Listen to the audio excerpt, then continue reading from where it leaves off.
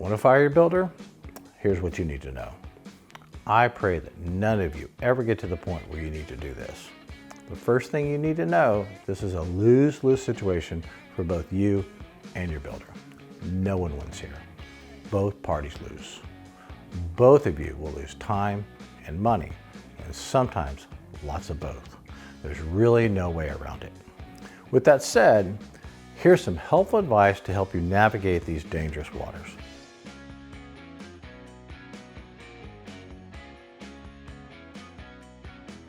Before we go to the next part, be sure that you've taken extensive efforts to work through the issues with your builder.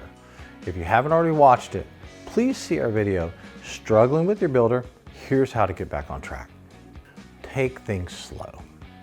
When you started the project, you signed a contract, or at least you should have. That's a legally binding written agreement for both parties. If you don't have a good reason to terminate the contract, you could be held liable to pay for lost profits. You can't just fire a contractor because they showed up late a few times or because they're hard to get along with. Take your emotions out of the situation. Do everything you can to remove your emotions and allow yourself to make logical choices. Just like you'd never send an email to someone while you're mad, it's always better to respond after you've had a chance to sleep on it. You won't make good and wise choices if you're emotionally charged in the situation.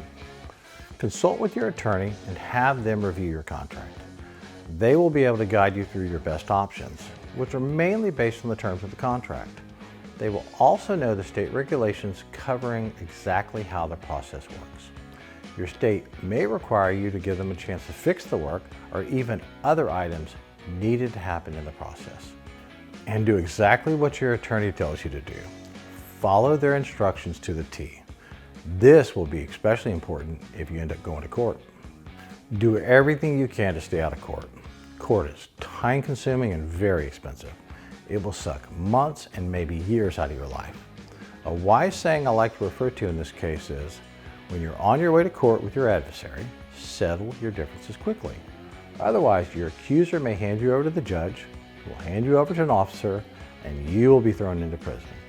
Now, you won't necessarily go to prison in this situation, but you just don't know how the judge will rule in your case. When a dispute escalates to court, the stakes become much higher. It's better to give in on some items now than spend the time, money, and risk of losing more when you end up in court.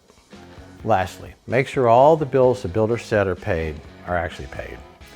Don't get stuck with bills that could potentially risk liens on your property. Be sure to call each of the vendors to ensure that they have been paid for work the builder says are paid. I'm sure your attorney can put language into the separation agreement that covers this and makes the builder responsible. But I would personally make sure each vendor has been paid that is supposed to be paid and that none of them have rights to lien your property. Another important item to keep in mind, if you do end up firing your builder and looking for another builder to finish your project, most good builders won't take on your job. I personally won't take over a job where the builder has been fired. I won't really know who was at fault, the client or the builder. The client's story will sound convincing, but they could also have been the problem. Also, the odds are stacked up against the builder who has decided to take on this type of job because they're entering an emotionally charged environment where the client has been potentially hurt or lied to. Not even mentioning having to entangle working with trades that the builder's unfamiliar with. They'll have some trades at the start of the project that have to finish their parts of the job, like electrical, plumbing, and HVAC. This makes it all very complicated and difficult to finish the project. Thanks for watching, and I hope this video has given you some helpful ideas on how to handle the difficult situation of firing your builder. If you have questions or would like to suggest new videos for us to produce, please leave them in the comments section. If you like this video, please hit like and subscribe to us if you want to get more of our great content.